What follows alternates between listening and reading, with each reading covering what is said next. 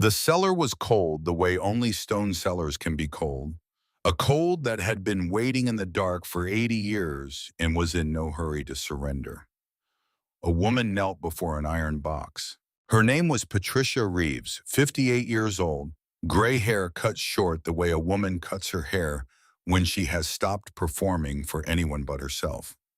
She had spent 31 years assessing private collections in old houses across New England, and her hands did not shake.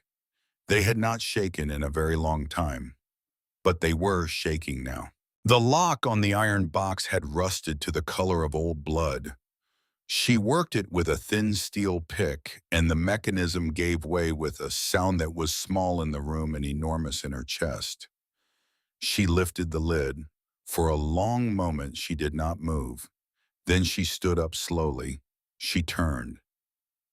At the bottom of the stone staircase, framed in the white circle of a borrowed flashlight, stood a woman in her early 30s, holding her breath without knowing she was holding it.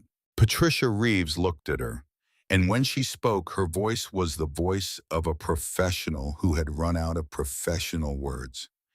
"You need to sit down, Mrs. Whitmore. What's inside this box? It isn't just property. It's history. History that men have died to hide, and history that other men have died to protect. You've just inherited something that three governments have been searching for the better part of 80 years. The woman in the flashlight beam said nothing. She could not speak. 3 weeks earlier, Hannah Whitmore had $8.43 in her pocket. She had a daughter who believed her mother could fix most things. She had 30 days before the locks on her apartment would change, and a notice on the kitchen counter that did not get smaller no matter how many times she folded it and put it away. 3 weeks earlier, she did not know that the rest of her life was waiting for her at the end of a gravel road outside a town called Millbrook, Vermont, behind a hedgerow that had grown for 40 years without being touched, behind a door that had been painted the same color as the wall around it on purpose by a woman who had been waiting for the right person to notice. This is the story of how she found it, and of the men and women who had been waiting with her. It was 2 o'clock in the morning, and Hannah Whitmore was sitting on the edge of the bathtub in a small apartment in Burlington, Vermont, holding a piece of paper she had already read 17 times. The paper said her landlord could not extend the grace period any further. The paper said he had his own obligations. The paper said he was sorry. Outside the bathroom door in the small bedroom at the end of the hallway, her daughter was sleeping. Lily was 7 years old. She had her mother's gray-brown eyes and her father's stubborn chin, and she had asked that very evening whether they could have spaghetti for dinner the next night because the boy at school named Carter had said his mother made the best spaghetti in the world and Lily wanted to prove him wrong. Hannah had said yes. She did not know yet how she would buy the meat. She wiped her face with the back of her hand and stood up and went into the kitchen because the world did not slow down for grief, and it did not pause for women on the edge of a bathtub, and a person either kept moving inside that indifference or was swallowed by it. Her parents had taught her that.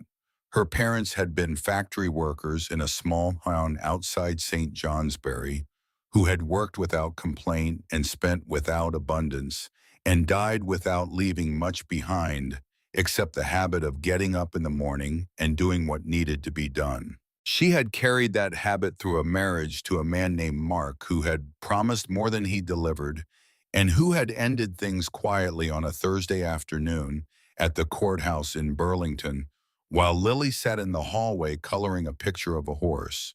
She had carried it through the cleaning jobs, the waitressing jobs, the bookkeeping position at the small shipping company where she had worked for 3 years before the company dissolved beneath her like ground in a thaw. She had carried it as far as it could be carried. She sat at the kitchen table in the lamplight and emptied her pocket onto the chipped formica. 8 $1 bills, 2 quarters, 1 dime, 8 pennies, $8.43.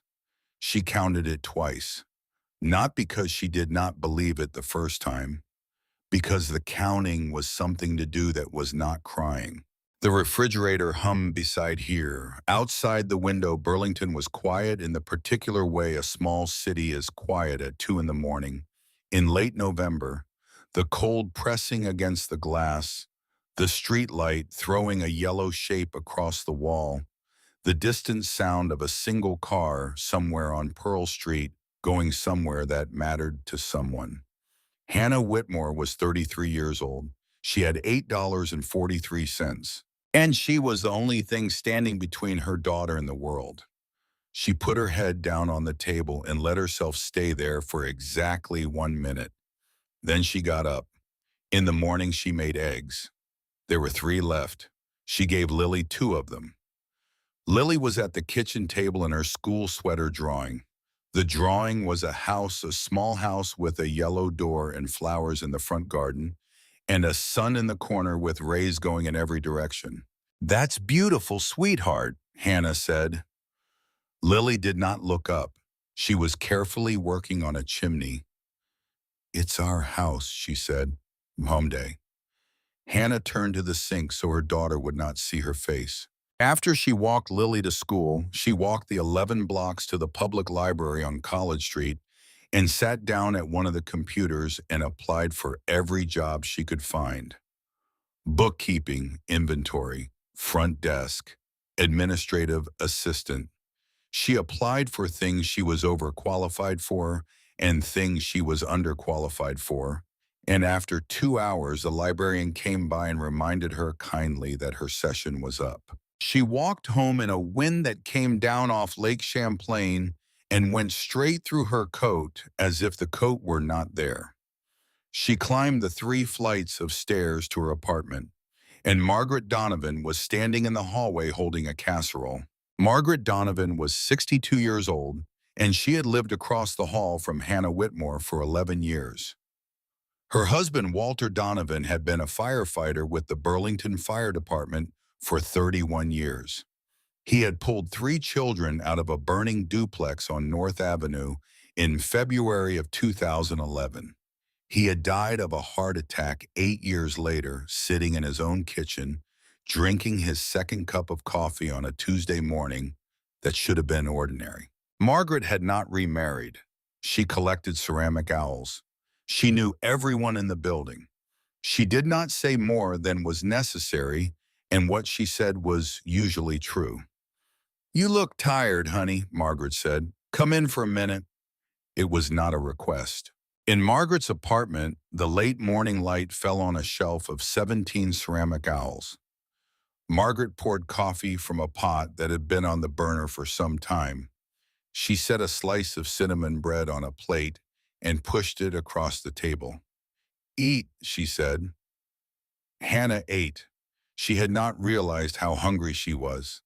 The bread was warm and sweet, and she had to set it down halfway through because her eyes had gone hot and she did not want to cry in Margaret Donovan's kitchen. Margaret looked at her without comment.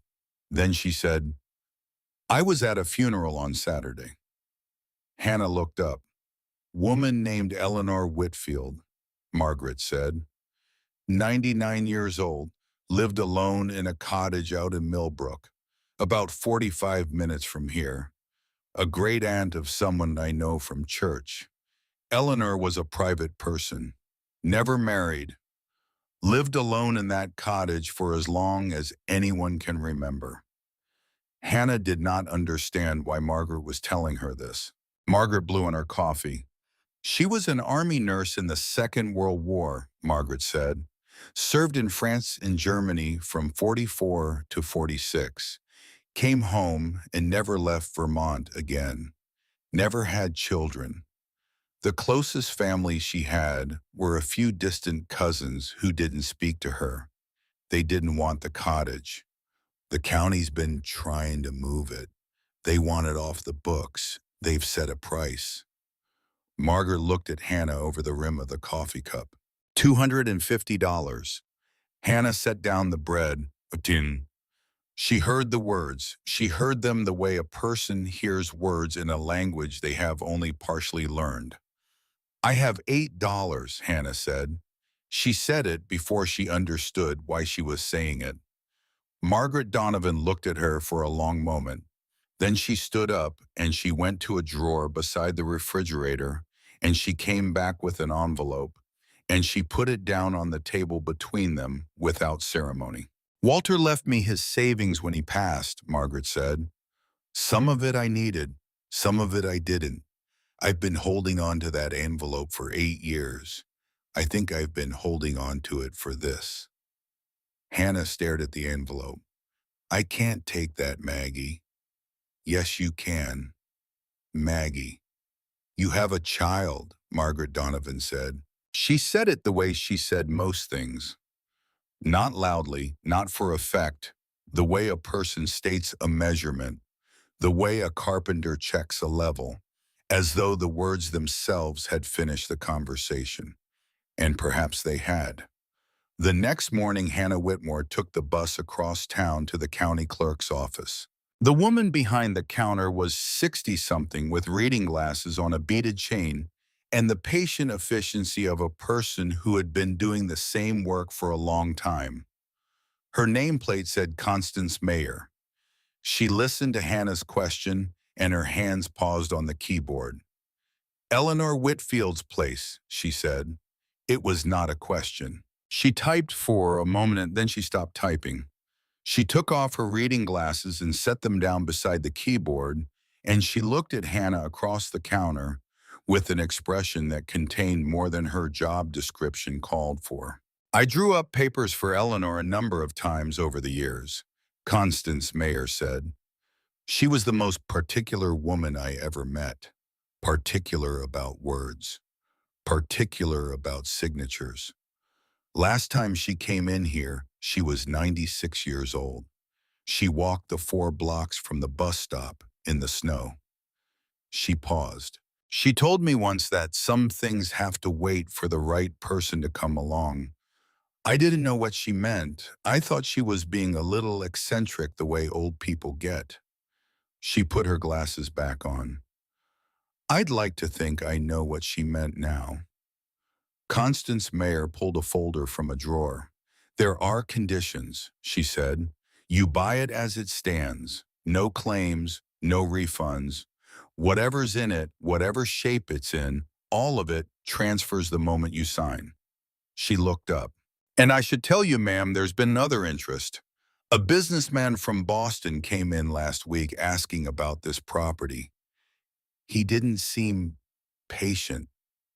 Hannah felt something cold move down her spine. Has he made an offer? He's been trying to, through other channels. Constance Mayer slid the folder across the counter. You signed today, the property is yours. By tomorrow morning, I won't be able to promise that. Hannah opened the folder. She did not let herself think about Lily.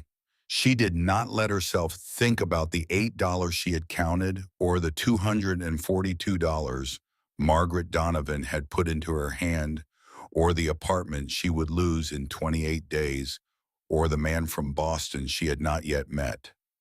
She thought instead about a woman she had never seen, a 99-year-old woman who had walked 4 blocks in the snow because she was particular about who she signed her papers with, a woman who had been waiting. Hannah picked up the pen. The road to Millbrook narrowed as she walked. She had taken the bus as far as the bus would go, and then she walked. The pavement turned to gravel, and the gravel thinned into something more like a suggestion than a surface. The trees crowded in close on either side, their bare branches crossing overhead in patterns that filtered the gray November light into something dimmer and more complicated. She walked past mailboxes whose numbers were rusted missing or stamped onto strips of metal that had bent inward against the wind. She checked the address she had written on the back of her receipt. She checked it again. She walked another quarter-mile. Then she stopped. The cottage sat back from the road behind a hedgerow that had stopped being managed so long ago. It had become something closer to a wall. She saw the roofline first. Or rather, she saw what remained of it, a ridge that had once been straight and was now bowed in the middle the way a thing bows that has been holding too much weight for too long. The boards were dark with weather. The original color was gone beneath layers of exposure. The porch on the left side had collapsed inward. The windows were boarded. A smell reached her from 20 feet away. Old wood dampness, the particular scent of a place that had sealed itself against the living world. She understood, standing at the gap in the hedgerow, why every reasonable person who had encountered this property had walked away. She walked forward anyway. There was a fresh tire track in the dirt at the gap in the hedgerow. She noticed it, but she did not understand it yet. Inside the cottage was dim lit only by what light came through the gaps in the boarded windows. Dust moved through the air in slow currents. The floor was wood, or had been. In one corner of the front room it had given way entirely, opening on the dark beneath.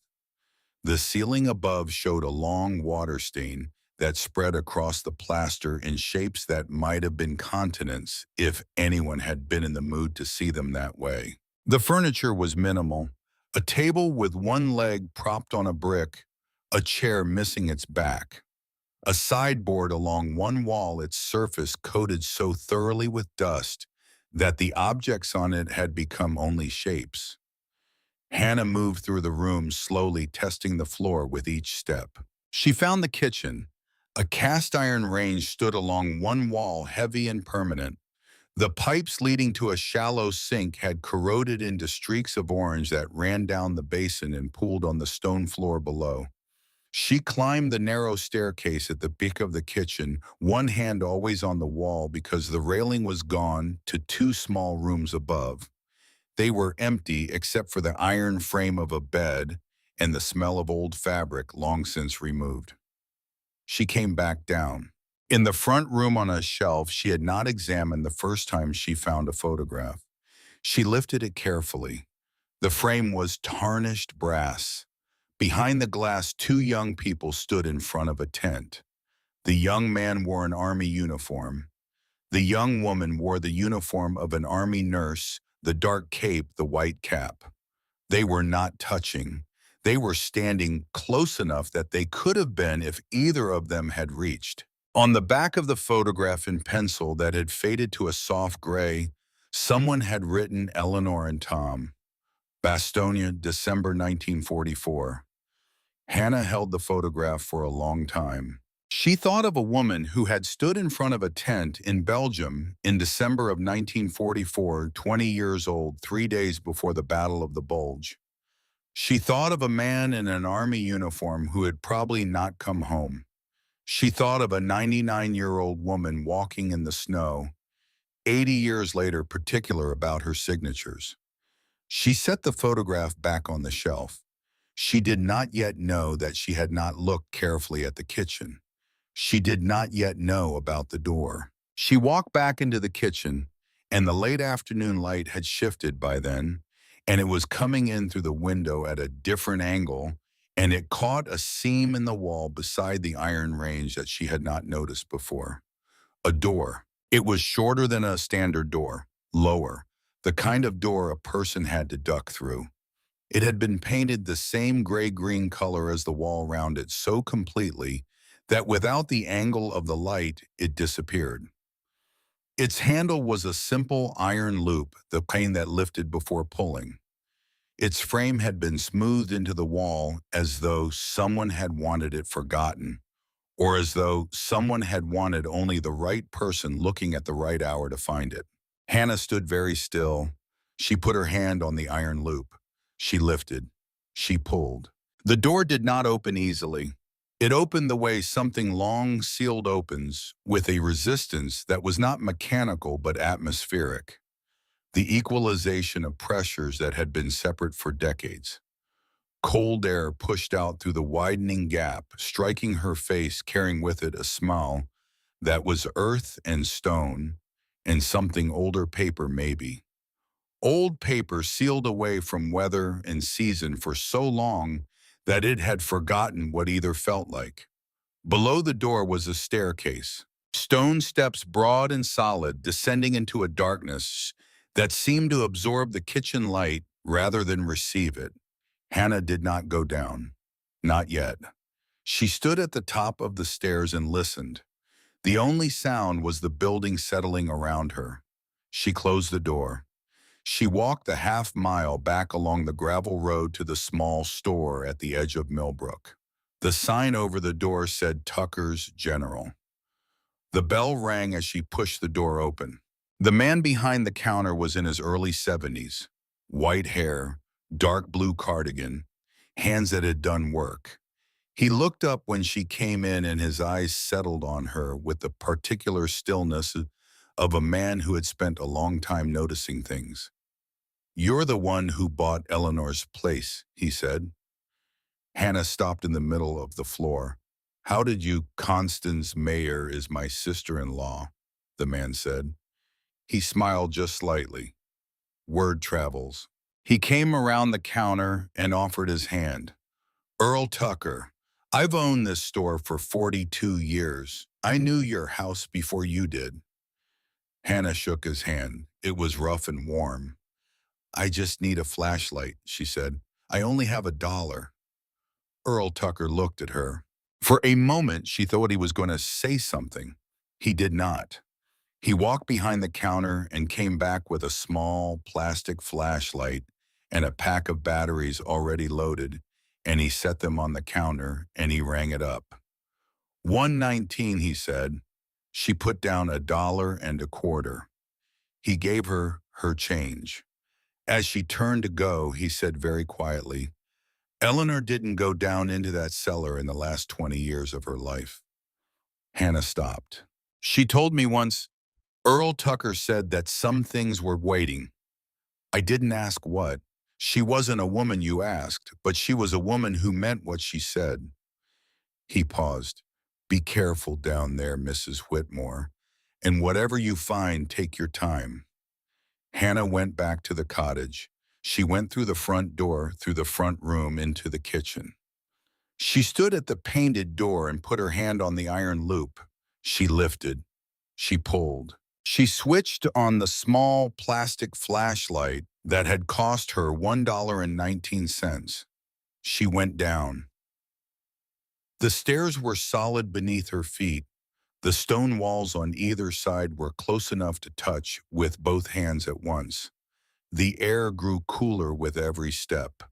The smell of earth deepened, layered now with something dry and faintly sweet. At the bottom, she turned the flashlight in a slow arc. The cellar was larger than the footprint of the cottage above, much larger. The floor was stone-fitted stone, the same careful work as the staircase worn smooth by time. The ceiling was low. Heavy wooden shelves ran along the walls, dark with age, their iron brackets orange with rust, but holding firm. The shelves held things. Jars dark with age, their contents unidentifiable. Wooden crates stacked 2 and 3 high, their lids fitted but not nailed. Fabric-wrapped bundles of varying sizes arranged along one shelf with the kind of care that suggested someone had placed them with intention, with patience, not in a hurry. Against the far wall sat an iron box. Its lid was closed. Its lock had rusted to the color of old blood. And on a small wooden table beside the iron box, folded with the precise corners of a military funeral, was a flag. The flag of the United States of America. Hannah stood in the center of the stone floor and turned the flashlight in a slow circle, and she felt deep beneath the fear and the cold and the unbelievable strangeness of where she was something else, something quiet, something steady.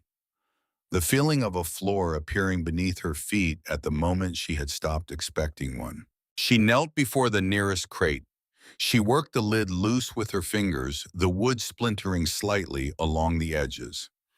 Inside, packed in straw that had dried to dust, were dark glass bottles sealed with wax. She lifted one out, set it gently aside. She moved to the next crate. This one was heavier. The packing was sawdust. Inside, wrapped in cloth, was a rectangular metal container the size of a paperback book. She turned it over. The bottom was stamped with markings, a maker's mark, a year. A year that was earlier than she expected by many decades. She set it down. She sat back on her heels. She moved to the third crate. She did not know yet that the third crate would be the one that changed everything. She lifted the lid. Inside, lying on top of a layer of yellowed tissue, was a bundle of letters tied with a black silk ribbon. Hannah lifted them out as carefully as if they were made of ash. She untied the ribbon. The first letter was on thin army stationery.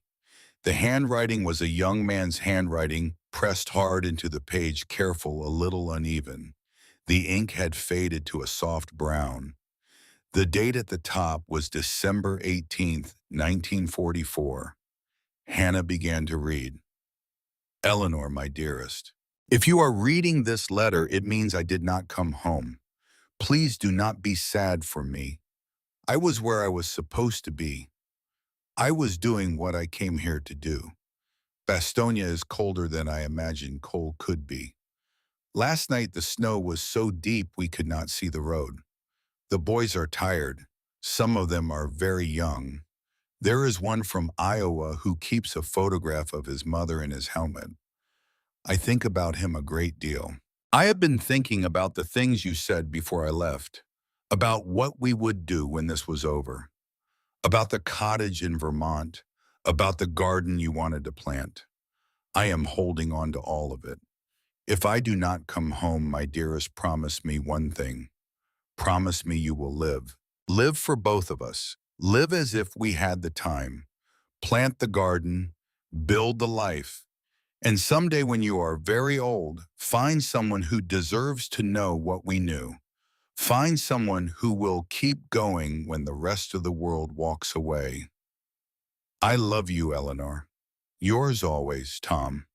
Hannah was crying. She had not known she was crying. She held the letter in the light of a $1.19 flashlight in a stone cellar, under a cottage at the end of a gravel road in Millbrook, Vermont, and she understood with absolute clarity that the woman who had bought this property for $250 had not bought a building. She had been chosen. She had been chosen by a 99-year-old woman she had never met, by a young man who had died at Bastonia in December of 1944, by a story that had been waiting in the dark for someone to come down the stairs and pick up the letter. She was the one who had come. She did not know yet what that meant. She would learn. She wrapped the letters carefully and placed them back in the crate, and she replaced the lid the way she had found it, and she stood up. She turned the flashlight in a slow circle one more time.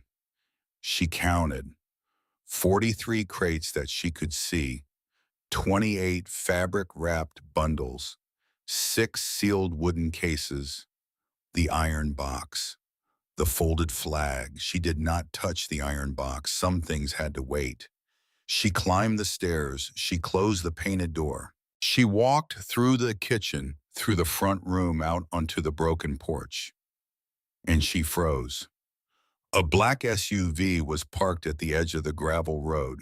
A man was standing beside it, looking at the cottage with the patient stillness of a man who already considered himself the owner. He was wearing an expensive coat. His shoes were expensive, Italian probably. They were also dusty with Vermont red clay, which meant he had been walking somewhere he did not normally walk. His watch caught the late afternoon light when he raised his hand. "You must be Mrs. Whitmore," he said. His voice was warm. The smile did not reach his eyes. "My name is Derek Whitfield," he said. "I'm Eleanor's nephew. I think there's been a misunderstanding about the property. I'd like to talk to you about resolving it." Hannah did not move. She stood on the broken porch, her hand still on the door behind her, and she felt in her bones the weight of the cellar she had just left, the folded flag, the letters in the crate. the iron box she had not yet opened. 80 years of one woman's quiet, patient work, holding it all together. Cousin, Hannah said. Derek Whitfield blinked. Excuse me, you said nephew. The county records say you're a distant cousin. For a fraction of a second, Derek Whitfield's face changed. The warmth went out of it.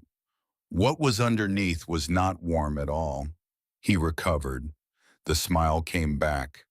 A figure of speech, Mrs. Whitmore. He took a step closer. He did not climb the porch. I'd like to make this easy for both of us, he said. $50,000, cash if you prefer. The deed transfers back to my family today. We forget any of this happened. Hannah looked at him. She thought about a young woman in an army nurse's uniform standing in front of a tent at Bastogne in December of 1944. About a man named Tom who had died in the snow. About a 99-year-old woman who had walked 4 blocks through Vermont winter to be particular about her signatures.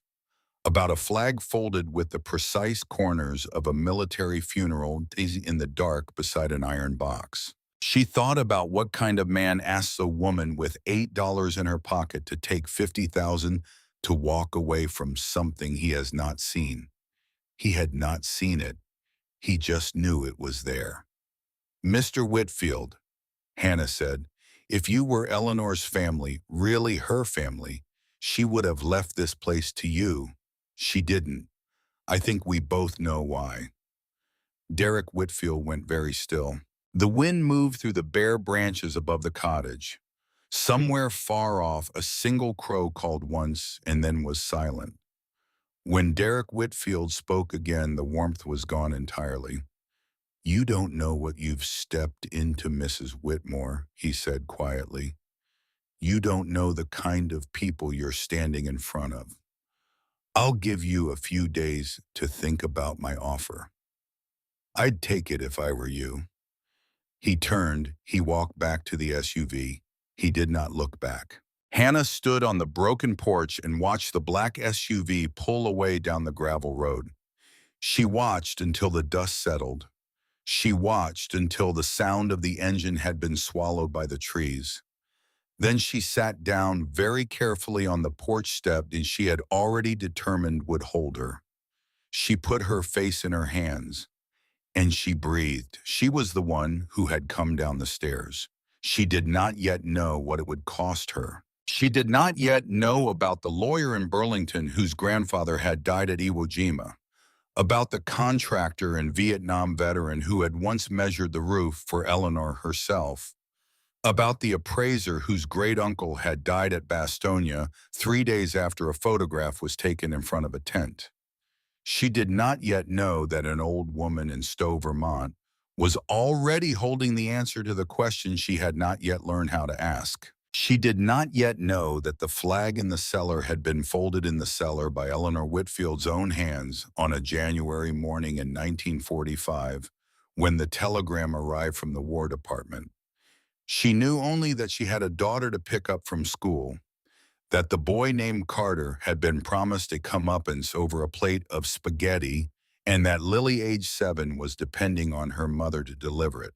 That she had to be that afternoon, what she was every afternoon, the woman her daughter believed she was. That somewhere in Boston, a man named Derek Whitfield was already on the phone, and that beneath a cottage at the end of a gravel road in Millbrook, Vermont, a story that had been waiting for 80 years had finally quietly unsealed its door. She stood up. She brushed the dust from her jeans. She walked down the broken porch steps, through the gap in the hedgerow, out onto the gravel road in the thin afternoon light of a Vermont November. She did not look back at the cottage, but this time not looking back was a choice. Word travels in a town of 800 people the way fire travels through dry pine. By the next morning, 3 people in Millbrook knew that Hannah Whitmore had been standing on Eleanor Whitfield's porch when a black SUV pulled up. By noon, 11 people knew. By the time Hannah had walked Lily to school in Burlington and taken the bus back out to Millbrook, Earl Tucker was waiting at the door of his store and he had a cup of coffee already poured. "Sit down," he said. She sat. The coffee was black and strong and slightly burned in the way of coffee that has been sitting on a diner burner since 6 in the morning. Earl Tucker leaned on the counter and watched her drink half of it before he spoke. "There was a car," he said. "Yes." "Boston plates." "Yes." "Tall man. Expensive coat."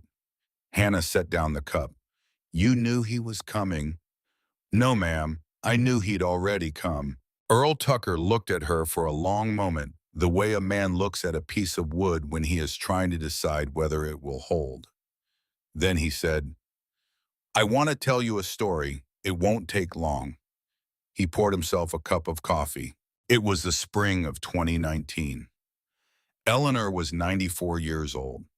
She came into the store every third Tuesday of the month the way she had for 40 years. She bought the same things: black tea, sugar cubes, a loaf of the brown bread my wife used to bake before my wife passed.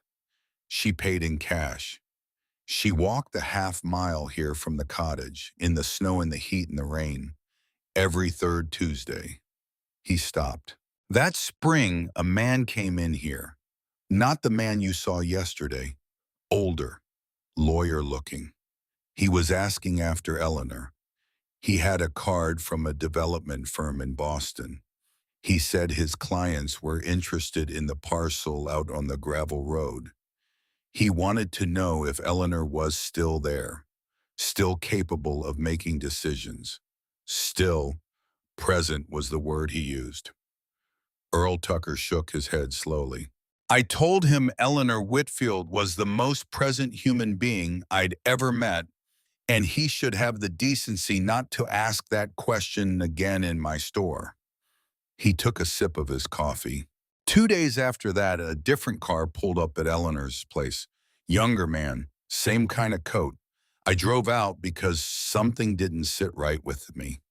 I parked at the gap in the hedgerow. By the time I got out of my truck, Eleanor was already on the porch. She had a garden rake in her hand. She was 94 years old, Mrs. Whitmore, and that man was backing toward his car.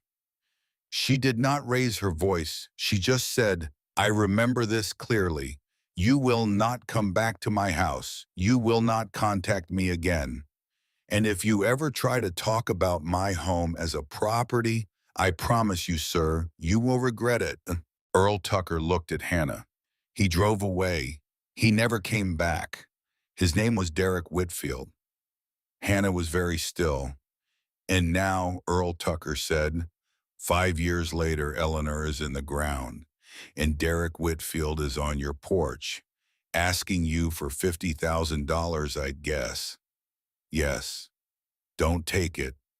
"I didn't." Earl Tucker's mouth moved at one corner. It was not quite a smile. It was the closest thing to a smile Hannah had ever seen on his face. "Good," he said. The bell above the door jingled. A man came in. He was about 65 with a careful gray crew cut and the kind of weathered face that meant a man had spent his working years outdoors in Vermont winters and had never once thought to complain about it. He nodded at Earl Tucker. He looked at Hannah, and his expression flattened into something Hannah recognized, not unfriendly, but skeptical. Closed. The look of a man who had already made up his mind about something. "Frank," Earl Tucker said. "Earl." The man did not move toward the counter. "You buying that wreck out on the road," he said. He was looking at Hannah. "I bought it," she said. "Hmm." He shifted his weight. "You know there's water damage to the rafters. You know the foundation's settled.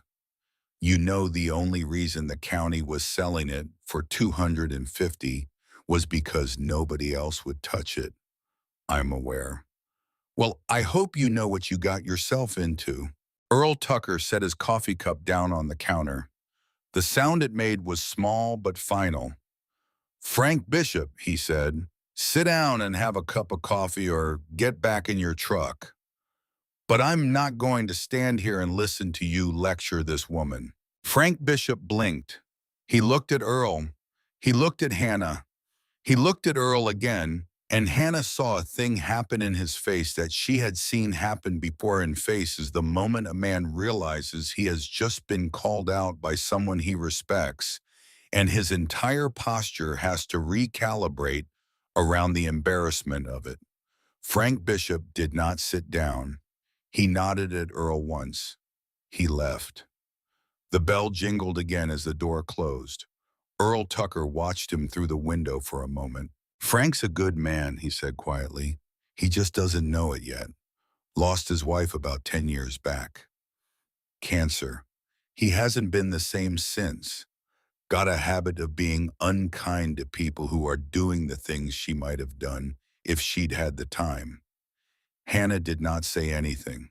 Earl reached under the counter and brought out a slip of paper. He wrote a phone number on it in pencil. "Walter Brennan," he said, 76 years old. "Built half the houses still standing in this county. 2 tours in Vietnam. 2 Purple Hearts. He doesn't talk about it, so don't ask. He's the man you want looking at your roof. Tell him I sent you." Hannah took the paper. "Thank you, Mr. Tucker." "Earl," he said, "and Mrs. Whitmore, when you bring whoever you bring out to that cottage to look at things, you might want to bring them out the back way. There's a lane that runs along the creek, comes out behind the property. A man with Boston plates would have a hard time finding it." Hannah looked at him. "Why are you helping me, Earl?" Earl Tucker thought about it for a moment. Then he said, "Because Eleanor Whitfield was my friend for 42 years, and because some debts are paid by paying them forward, that's all." Walter Brennan arrived at the cottage the next morning in a 1986 Ford pickup truck that had 280,000 miles on it and ran like a clock. He was tall even at 76 and lean in the way of men who have worked with their hands their whole lives. He wore a Carhartt jacket and brown work boots that had been resoled so many times they were no longer entirely the boots they had started as. He shook Hannah's hand. He did not waste words. He walked the perimeter of the house first. He walked it slowly. He stopped at the southwest corner and stood there for nearly a minute, his hand on the stone looking up at the eaves. He moved on. Inside, he did the same. He tested boards with his boot. He looked at corners. He looked at the angle of the door frames. He did not look at the painted door beside the cast iron range. He came back into the front room and stood with his hands in his jacket pockets, and he looked at Hannah for a long moment before he spoke. "Mrs. Whitmore," he said, "they don't build them like this anymore. The foundation is Vermont mountain stone quarried local set by men who knew what they were doing. The walls are sound, 90% sound. The roof needs to come off all of it and be redone. The floor in the corner has to be rebuilt. Electric is gone. Plumbing is gone, but the bones are good. The bones are exceptional." He paused. "I did the roof inspection on this place in 1998. Hannah looked at him. He nodded slowly. "Eleanor was 73 years old then. I was 50. I came out and climbed up there and told her what the roof would cost. She listened. She paid in full. She wrote me a check, and then she stood right there where you're standing now, and she said to me, 'Walter, if there ever comes a day that someone asks you about this house, I want you to tell them it's worth saving. Will you do that for me?'" He cleared his throat. "I said I would. I didn't understand what she meant. I thought it was an old woman being sentimental about a house. I figured it was something to forget." He looked at her. "I think today's the day she meant." Hannah did not know what to say. Walter Brennan glanced toward the kitchen, toward the painted door he had been pretending not to see. "I noticed it," he said quietly. "Yes, I'm not going to ask you about it. Thank you. But I'll tell you this much. There's a smell that comes off old paper when it's been sealed up a long time. I know that smell. I know it from old houses, and I know it from a courthouse in Hugh in 1968. Whatever's behind that door has been waiting a long time. He pulled a small notebook from his jacket pocket. I'll write you up an estimate, full restoration. I'll do it right, and I'll do it for not for profit. You can pay me when you can pay me. Walter, I can't ask you to. You're not asking, ma'am, I'm telling. Eleanor Whitfield asked me a question 26 years ago, and I gave her an answer. I'd like to keep my word to her if it's all the same to you. Hannah felt something move behind her sternum, the way it had moved in Margaret Donovan's kitchen, the way it had moved when Earl Tucker had called Frank Bishop down in his own store. It was the feeling of a quiet army assembling around her, slowly, deliberately, in a part of the country where men did not raise their voices to do it, and women did not announce themselves before walking through the door. She nodded. All right, she said. Then I have a question for you, Walter. Do you know an appraiser not for the house, for the contents, antiques, that kind of thing? Walter Brennan was quiet for a long moment. Then he said, I know one. Her name is Patricia Reeves. She's done some work for the Smithsonian. She's the best in New England. He paused. There's something you should know about her.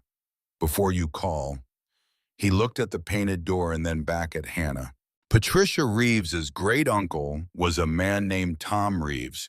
He was killed at the Battle of the Bulge in December of 1944. He's buried in a cemetery in Belgium.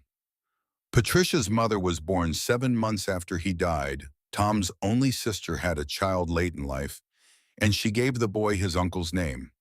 Patricia bears Tom's name as her middle name. She has carried it her whole life. Hannah felt the breath go out of her body. Mrs. Whitmore, Walter Brennan said, I don't know what's behind that door. I've been respecting it for an hour, but I will tell you this.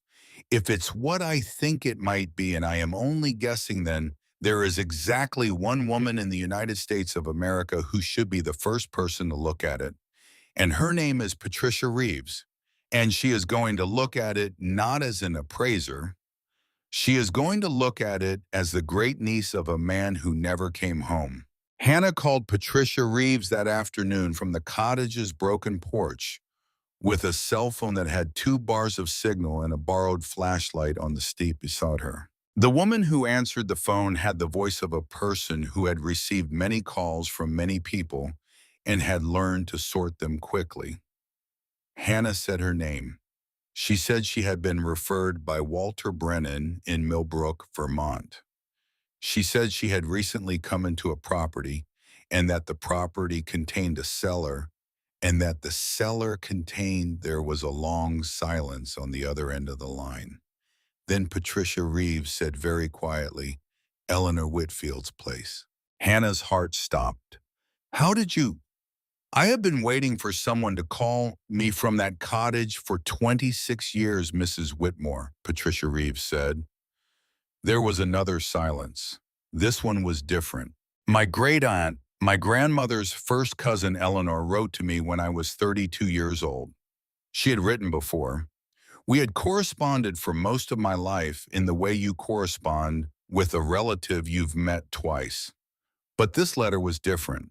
She told me that someday, perhaps not in her lifetime, someone was going to call me and ask me to come look at her cellar. She told me that when that call came, I was to drop whatever I was doing and I was to come. Patricia Reeves's voice did not waver. It had become, Hannah realized, the voice of a woman who had practiced this conversation in her head in the quiet for a long time. I will be there on Friday, she said. I will bring 2 colleagues. We will photograph nothing without your permission. We will touch nothing without your permission. But I would consider it a personal kindness, Mrs. Whitmore, if you would allow me to be the first one down those stairs." "Of course," Hannah said, "of course." There was another silence, a softer one. "Thank you," Patricia Reeves said. "Thank you for finding it." The line went quiet. Hannah sat on the porch step in the late afternoon light and put the phone down beside her. She looked across the gap in the hedgerow at the gravel road that ran past the cottage and disappeared into the trees. She thought about a young woman who had stood in front of a tent in Belgium in December of 1944. She thought about a man named John Reeves who had written one last letter and never came home. She thought about a great niece who had been carrying his name for 58 years and who had grown up to become the only woman in the United States of America who could be the first one down the stairs. She thought Eleanor knew. She knew all of this. She arranged it. And then she thought, who else has been waiting? Patricia Reeves arrived on Friday. She came in a plain, dark car. She carried 2 heavy bags. She moved across the porch with the measured pace of a woman who was already assessing before she had fully arrived. She introduced her colleagues quietly, Thomas Hayes, who carried lighting equipment, and Sarah Kim, who carried a camera. They both nodded and did not waste words. Hannah led them through the front room, through the kitchen, to the painted door. Patricia Reeves stopped in front of the door. She did not move. She looked at the seam in the wall where the paint did not quite line up. She looked at the iron loop. She looked at the floor where the dust was disturbed near the base of the door. Her hand went to her mouth. It stayed there for a moment. Then she lowered it. "My God, Eleanor," she said quietly, "you hid it in plain sight." She turned to Hannah. "Mrs. Whitmore, may I, please?" Patricia Reeves lifted the iron loop. She pulled. The cold air came up through the door the way it had for Hannah, and she breathed it in. She closed her eyes for a moment. When she opened them, she was a professional again. She went down the stairs. For 4 hours, no one spoke much. Thomas Hayes set up his lights in the cellar, which had been a place of shadows, and a single flashlight beam became for the first time in 80 years a fully visible room. Sarah Kim photographed everything from multiple angles. Patricia Reeves moved among the crates and the bundles and the cases. Her hands gloved her loop in one hand and her notebook in the other. She opened the wine crates. She opened the ceramics. She unwrapped 3 of the paintings. At the third painting, a small landscape no larger than a sheet of paper, she stopped breathing for a moment. "Sarah," she said. Sarah Kim came over. She looked at the painting. She looked at Patricia Reeves. "It can't be," Sarah Kim said. "It is. That's been missing since 1942. "I know." Patricia Reeves's voice was very steady. "I know exactly when it's been missing. I know exactly where it was last seen. I know exactly which family it was taken from in Paris, and I know exactly where the family lives now in Tel Aviv. And so did Eleanor." She placed the painting back gently the way you place a sleeping child. She moved to the iron box. She knelt before it. She brought out her tools. She worked the lock for several minutes. When the lock gave way, Patricia Reeves opened the box. She looked inside for a long time. Then she stood up and she turned to Hannah at the bottom of the stairs, and she said the words that 3 weeks later would echo in Hannah's memory, like the opening line of a story she would carry for the rest of her life. "Mrs. Whitmore, you need to sit down. What's inside this box? It isn't just property, it's history. History that men have died to hide, and history that other men have died to protect. You've just inherited something that 3 governments have been searching for the better part of 80 years. Patricia Reeves came up the stairs. She sat with Hannah at the kitchen table in the late afternoon light coming through the boarded windows. "I want to tell you what your great-aunt did," Patricia Reeves said. She corrected herself gently. "What our great-aunt did. Because Mrs. Whitmore, for the next several months, you and I are going to be working very closely together, and I'd like to start by telling you the truth. She folded her hands on the table.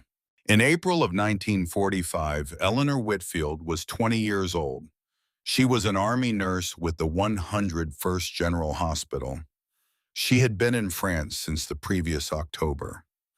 After the Battle of the Bulge, after Tom died, she requested a transfer. She was assigned to a unit in Munich. She arrived 2 weeks after the Americans did. Patricia Reeves's voice was quiet. The Americans had found things, Mrs. Whitmore, in salt mines, in castles, in farmhouses outside Munich. The Germans had been hiding what they had stolen: paintings, manuscripts, religious objects, family heirlooms from all over Europe, from Jewish families who had been sent to camps, from museums, from churches. Eleanor saw it. She helped catalog some of it. She was 20 years old and she was in a salt mine in Bavaria holding a Vermeer. Hannah did not move. She came home in the spring of 1946. She did not get over what she had seen. She did not want to. She decided, and I have her own letters that say this, she decided that some things were never going to disappear again. Not on her watch. Patricia Reeves opened the leather notebook she had brought up from the cellar. This is her work journal, 40 years of it. She started it in 1962, and she wrote in it until 2018. It is a record of 46 objects she identified, traced, and quietly returned to the families they had been stolen from. 46 Mrs. Whitmore. She did this from a cottage in Vermont with no help, no funding, no recognition. She corresponded with auction houses. She corresponded with the State Department. She corresponded with the descendants of victims in Jerusalem, in Paris, in Buenos Aires. She did it on her own dime. She did it quietly. She did not want her name on any of it. Patricia Reeves closed the notebook. She returned 46. There are 4 more in the cellar that she did not have time to return. She looked at Hannah. They are now yours, Mrs. Whitmore. The decision is yours. Eleanor's instructions in the box are very clear. She wishes for those 4 objects to go home, to the families they were taken from. Hannah did not speak for a long time. When she finally spoke, her voice was not steady. How much, she said, is the rest of it worth? The things Eleanor kept. Patricia Reeves looked at her with an expression that was neither cold nor warm. It was simply true. I will need weeks to give you a real number, she said. But I can tell you that the conservative floor, the absolute floor, with everything authenticated at the lowest end of the range, is in the neighborhood of $411 million. That number is going to go up. The auction process for several categories is going to surprise people. And by people, I mean people who are very rarely surprised. The kitchen was very quiet. Hannah's hands were flat on the table. She was looking at them as if they belonged to someone else. Mrs. Whitmore, Patricia Reeves said gently, there is one more thing. She did not soften it. Derek Whitfield is going to come back. He is not going to stop.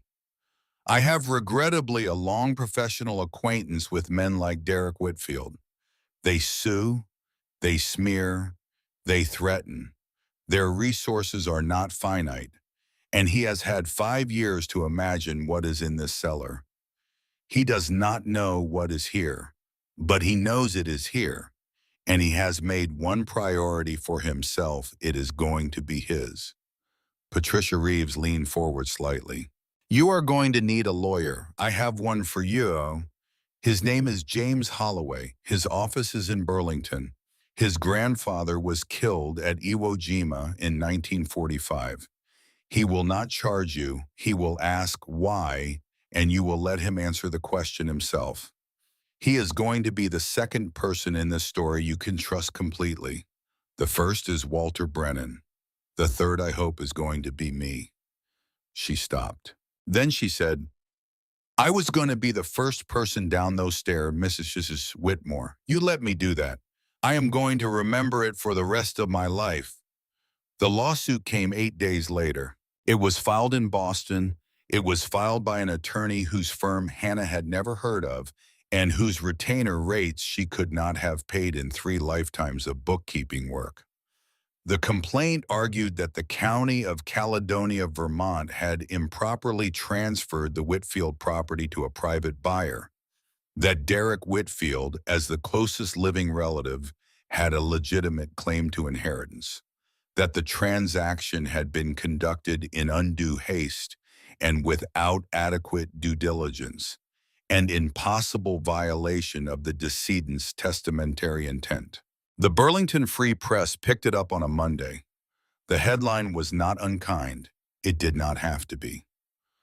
Single mother in surprise inheritance dispute, Vermont Cottage Boston family in the $200 house that wasn't. The story implied without saying it that something was wrong, that a woman with no resources had ended up with a property that had been worth more than anyone realized, and that the real family, had been edged out by paperwork and bad luck.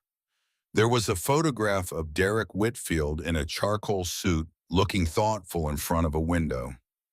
There was no photograph of Hannah. There did not need to be. In the Burlington apartment, Hannah read the story on the borrowed laptop at the kitchen table while Lily was at school. She read it twice. Then she closed the laptop very carefully, and she put her hands flat on the table, and she breathed. That afternoon, on the walk home from school, Lily was quiet. In the apartment, she sat at the kitchen table and did not take out her homework. She sat with her hands folded in her lap the way Hannah's mother used to fold her hands at church, and she looked at the wall. "Mama," Lily said. "Yes, sweetheart." "Were you bad?" Hannah sat down across from her. She did not lie. She did not deflect. She did not soften. "Why are you asking, baby?"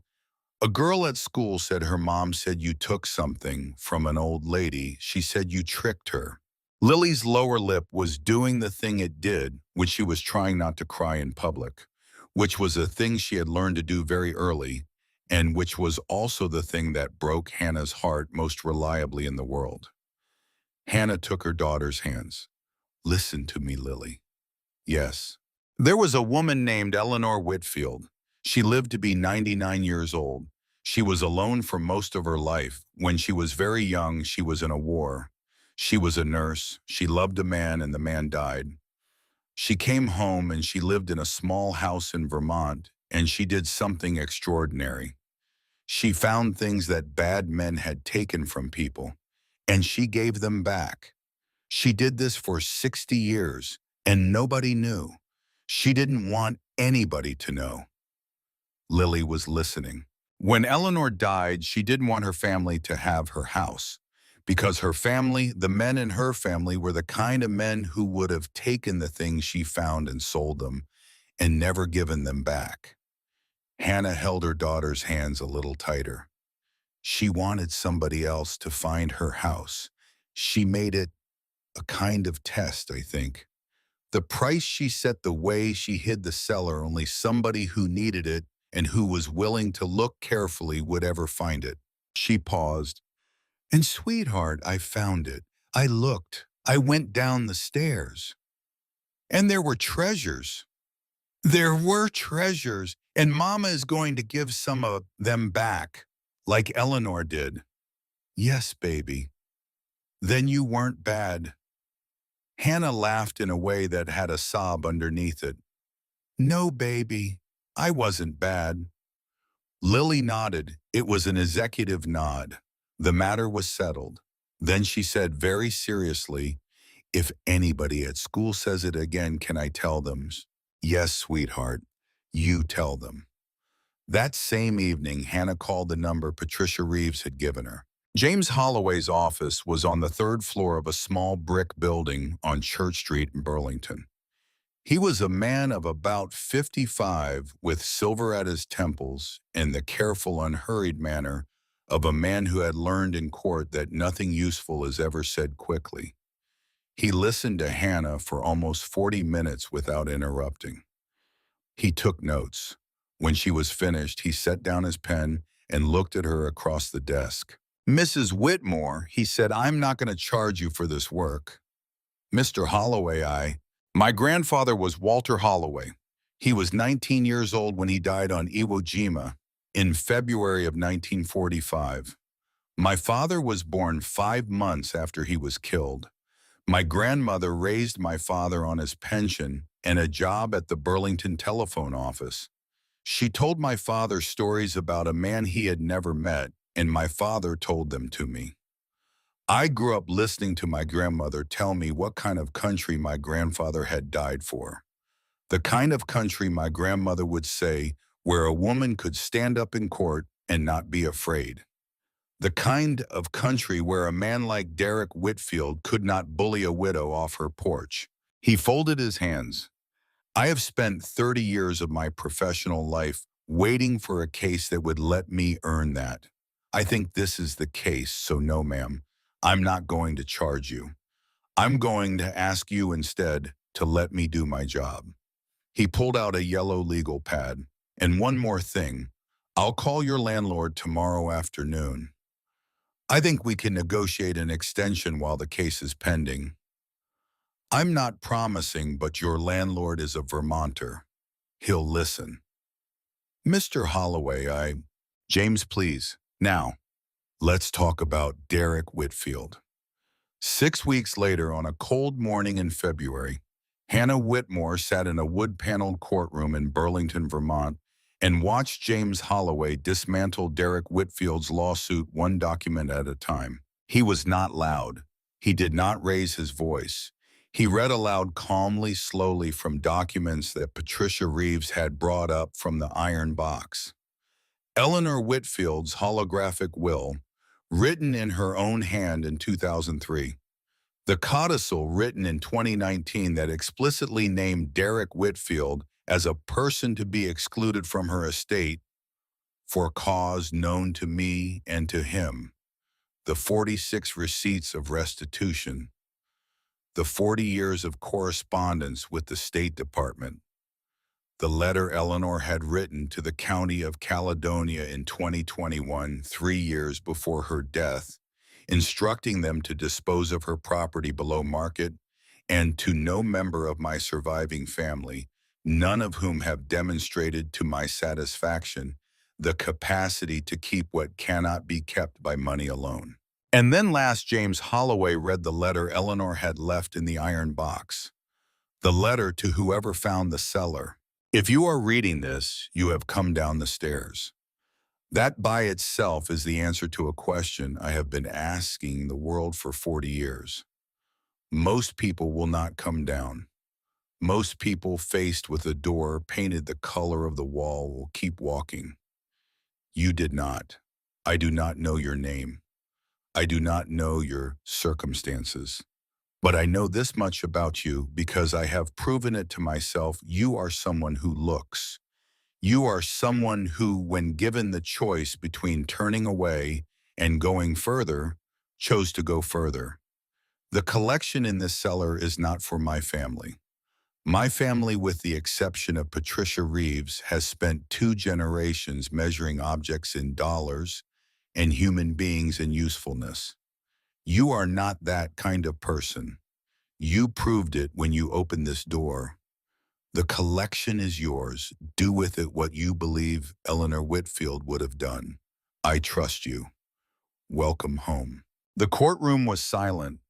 The judge looked at Derek Whitfield's lawyers. Then he looked at Derek Whitfield himself. Then he ruled in a single sentence in favor of Hannah Whitmore. Outside the courthouse on the steps in the cold February sun, James Holloway shook Hannah's hand. Patricia Reeves was there. Walter Brennan is there in a suit that did not fit him as well as his Carhartt jacket did. And he had brought Earl Tucker, who had closed the store for the day, and Margaret Donovan, who had ridden in with Earl in his truck. They stood together at the foot of the courthouse steps. Hannah was crying. She did not try to stop. She did not know yet that a letter was already on its way to Burlington addressed to her from the United States Department of State. She did not know about an old woman in Stowe, Vermont, who had read about the case in the papers and had begun to write a letter of her own.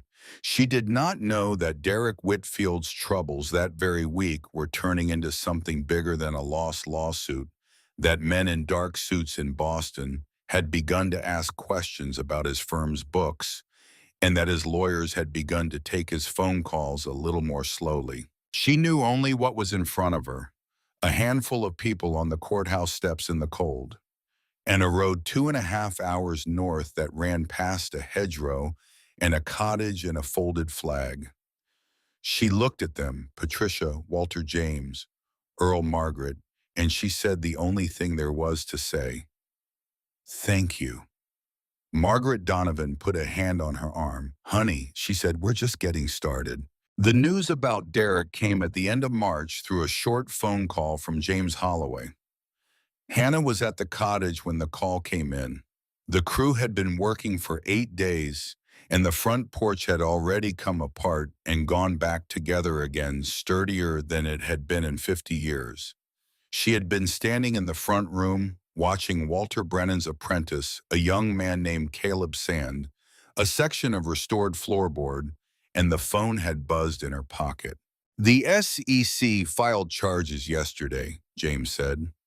"Securities fraud. It's been building for a while, apparently. It turns out Derek's firm has been using anticipated assets from Eleanor's estate as collateral on loans since 2020. He'd told his investors he was guaranteed to inherit. When the court ruling came down last month, it triggered a margin call. His investors started asking questions. The whole house of cards came down in 6 weeks." Hannah walked out onto the new porch and sat down on the step. "How bad is it for him?" "Federal indictment. He'll spend years fighting it. His firm is finished. His lawyers in Boston are going to bill him until he runs out of money, and then they'll stop returning his calls. He won't go to prison forever. 3 years, maybe 5. But he's done, Hannah. He'll never raise another dollar from another investor in this country. The legitimate ones won't touch him, and the others won't trust him. He's finished." Hannah looked out at the gravel road. The trees on either side were bare.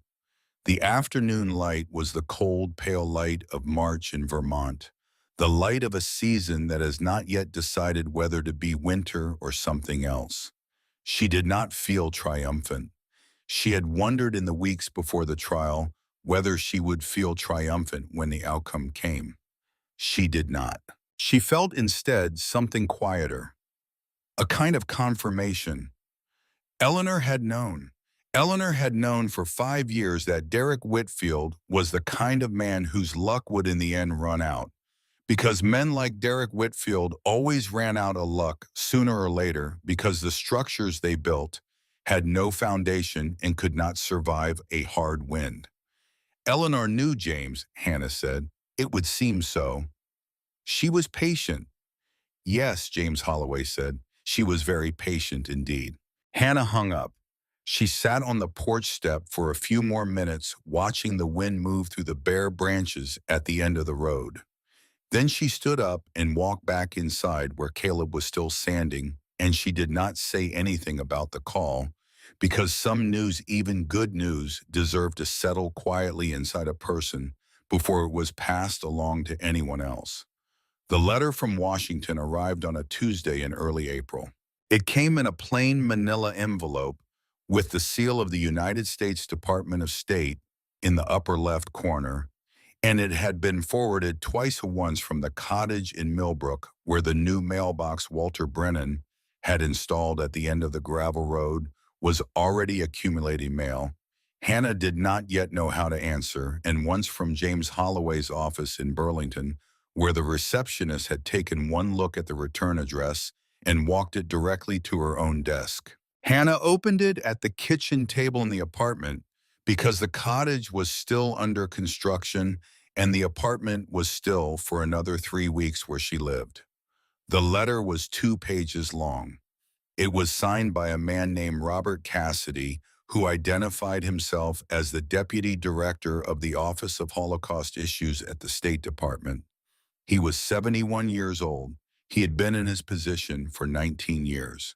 The letter was very careful in the way that government letters are careful, but underneath the carefulness it said this. The State Department had known about Eleanor Whitfield for a long time. They had known her name and they had known the work. They had not been her partners. Eleanor had refused to be a partner on principle because she did not trust institutions to move quickly enough or quietly enough, but they had been her correspondents. For nearly 40 years, Eleanor had written letters to a series of officials in the Office of Holocaust Issues, and the officials had written back, and the cumulative result had been 46 restitutions of stolen art, and the quiet, persistent extension of a moral commitment that the United States had made in 1945, and that the letter said the United States was still trying to keep. Robert Cassidy had been Eleanor's correspondent for the last 12 years. He had known she was ill. He had not known she had died. He had read about the lawsuit in the Wall Street Journal. He had spent 2 days deciding whether to write the letter. He had written it finally because Eleanor had told him in 2019 that someone might someday find what was left in her cellar and that whoever it was would need help. Mrs. Whitmore, the letter read, Eleanor Whitfield was the most extraordinary private citizen I have had the privilege of knowing in 19 years at this office. The work she did alone from a cottage in Vermont with no funding and no acknowledgement was work that, quite frankly, 3 generations of professional staff at this department have not been able to match. She told me in the last letter she wrote me that there were 4 objects she had not yet been able to return. She told me she had identified the families. She told me she did not believe she would live long enough to complete the work. She asked me if circumstances permitted to assist whoever came after her. I am writing to make good on that promise. Whenever you are ready, I would like very much to come to Vermont and meet you. There is no urgency. The objects have been waiting 80 years. They can wait a little longer. But there are families in 3 countries who I believe would like to know that their grandparents' things are coming home. And I would consider it the honor of my career to help you bring them. Yours respectfully, Robert Cassidy. Hannah read the letter 3 times. She put it down on the kitchen table. She walked into Lily's room where her daughter was lying on the floor reading a book about horses, and she sat down on the edge of the bed and she did not cry. But she sat there for a long time and watched her daughter's small back rising and falling with each breath, and she thought about how strange it was that a woman who had spent 30 years of her life working in fluorescent-lit back offices balancing other people's books was now going to spend the next year of her life sending paintings home. The wine auction was held in New York on a Thursday in April. Hannah did not go. She was at the cottage that day planting bulbs in the bed Eleanor had laid out along the south wall. The earth was cold, but it was workable. Buddy the rescue dog, Walter Brennan, had quietly arranged a 3-year-old shepherd mix who had attached himself to Lily within 40 seconds of meeting her, was patrolling the perimeter of the garden with the seriousness of a man on a payroll. The phone rang in her pocket at 3 in the afternoon. It was James Holloway. "It's done," he said, "and they went well past the appraised value. I am authorized to tell you that the realized total net of fees after the commission and the consignment costs has been deposited into the trust account this afternoon." He named a number. Hannah sat down on the stone path. Buddy came over and put his head on her knee. "James," she said, "I'm here. Pay the landlord. Pay him in full. Pay him for the next 12 months. Pay every utility I owe. Pay the loan I took out 2 years ago that I haven't been able to make a payment on. I want every bill I owe paid by Friday. Done. And James, yes, Mrs. Whitmore, buy Lily a new pair of shoes. There was the smallest pause on the line. Already in the budget, James Holloway said. I'll have my wife pick out a pair. She has a granddaughter Lily's age. I'll send you a photo before we buy them. Thank you, James. Mrs. Whitmore, the thanks aren't necessary, but I'll take them anyway. She hung up. Buddy lifted his head and looked at her with the focused attention of a dog who has decided that whatever happens next, he is going to be there for it. Hannah sat in the cold dirt of Eleanor's garden in the spring sun, and she put both hands on the dog's neck, and she let herself feel for the first time in a year what it felt like to not be afraid in the morning. That night in the apartment, Hannah made spaghetti. She bought the ground beef at the Good Butcher on North Avenue, the one that Margaret Donovan had told her about 10 years earlier, and that Hannah had never been able to afford. She bought real Parmesan, the kind that had to be grated. She bought a loaf of crusty bread and butter and a small bottle of the olive oil with the green label that her mother had used on the rare occasions when her mother had cooked Italian when Hannah was a child. Lily ate 3 plates. She ate the third plate slowly, the way a person eats something they want to remember. When she was finished, she set down her fork with a kind of executive ceremony, and she announced through a mouthful of bread, "Tomorrow I'm going to tell Carter." "Tell him what, baby?"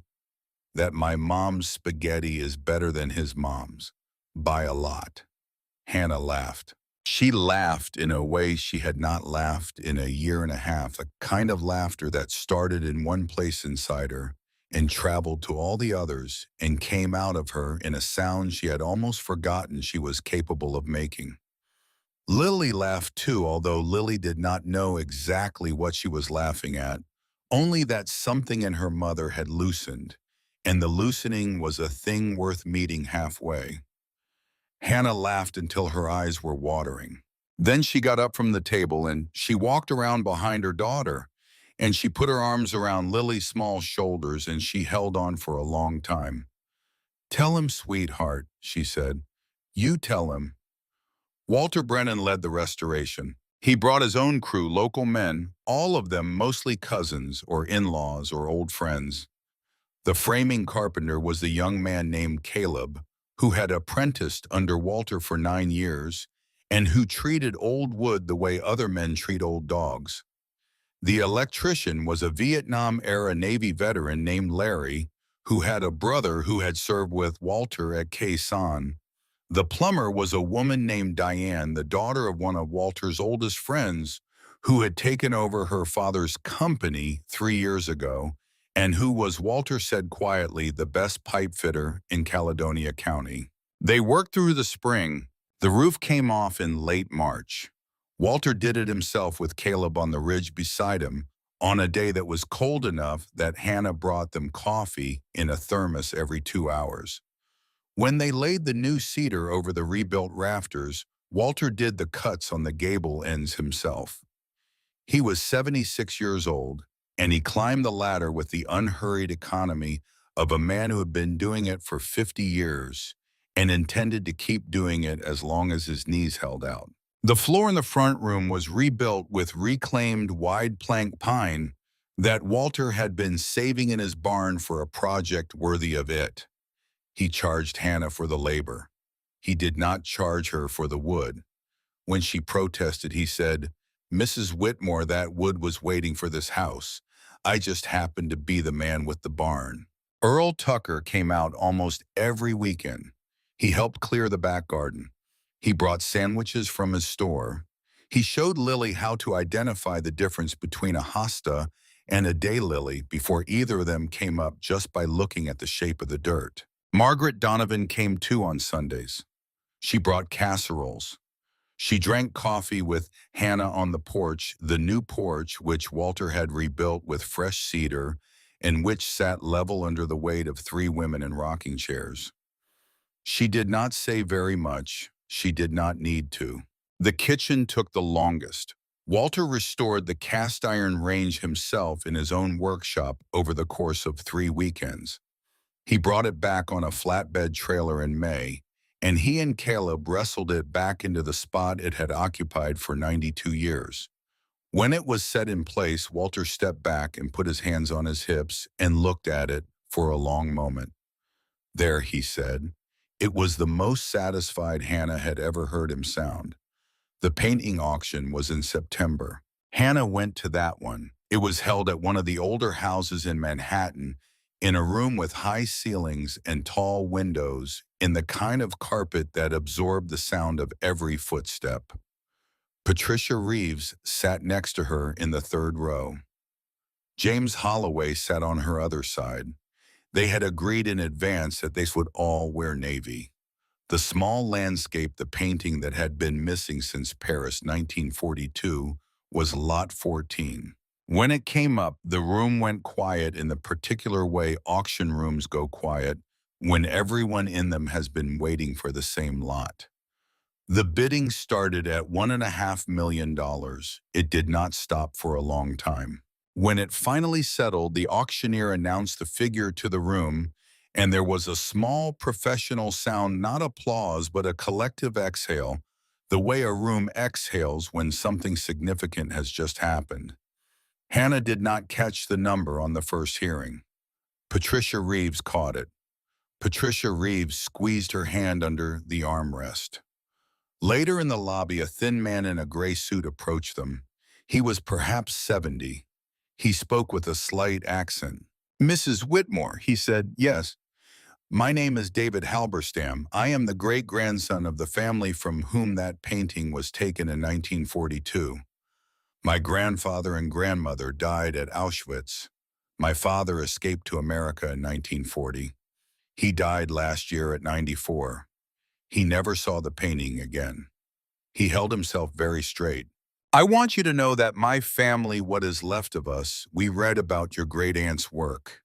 We read about the lawsuit. We read about you. And I am not going to the auction floor today. I am not going to bid on the 4 objects that are coming home. I am going to receive my grandfather's painting from the woman who decided to give it back.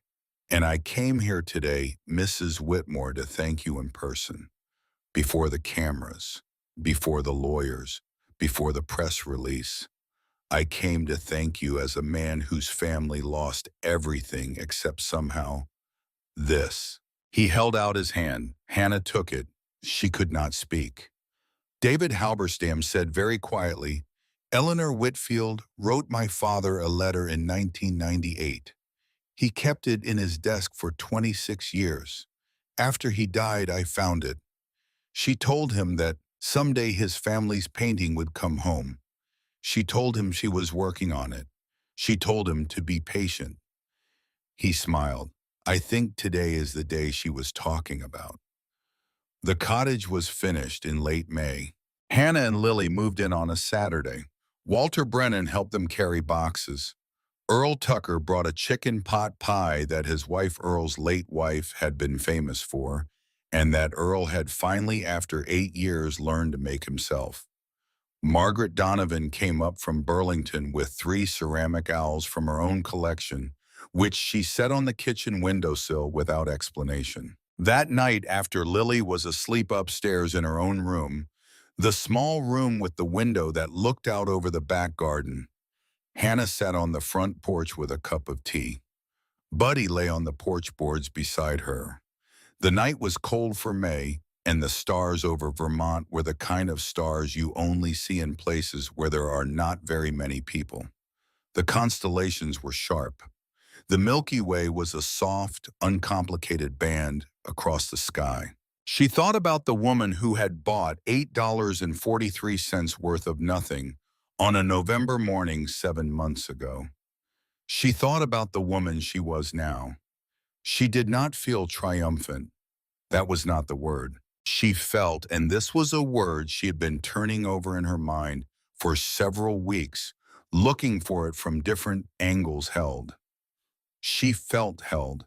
by the people who had assembled around her, by Eleanor, who had been gone for over a year now, and who had nevertheless been the most present force in Hannah's life since the morning she had pulled the iron loop on a painted door. By a man named Tom Reeves, who had died in the snow at Bastonia in December of 1944, and whose last letter she now kept in a glass-fronted box on the mantel in her front room, alongside the photograph of Eleanor and Tom and the folded flag. She thought Eleanor knew this would feel like this. She knew when she set it up what the inside of it would feel like. And then she thought, that is the gift, not the money, the shape of the life she made possible. The letter from Harriet Sutton came in October. It was on heavy ivory stationery in the handwriting of an older woman who had grown up doing penmanship. It said that Harriet Sutton was 99 years old, that she lived in Stowe, Vermont, that she had read every word of every newspaper article about the case, and that she had in her possession a box of letters that Eleanor Whitfield had written her over the course of 62 years. The box, Harriet Sutton wrote, was Hannah's now, if Hannah cared to come and get it. Hannah drove to Stowe on a Saturday morning in late October. The leaves were past peak. The hills had turned the soft, brushed bronze color they take in Vermont after the riot of mid-October, when the show is over and the trees are simply being themselves again. Harriet Sutton's house was small and very neat. The front walk was edged with such precision that Hannah suspected Harriet had measured it. Harriet herself was a small woman, but her posture had the absolute uncompromising verticality of a woman who had spent most of her life refusing to let anything compromise her spine, and whose 99 years had not yet succeeded in compromising it either. She opened the door before Hannah knocked.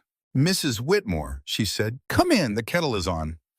In mine at the kitchen table in the late autumn light, Harriet Sutton poured tea.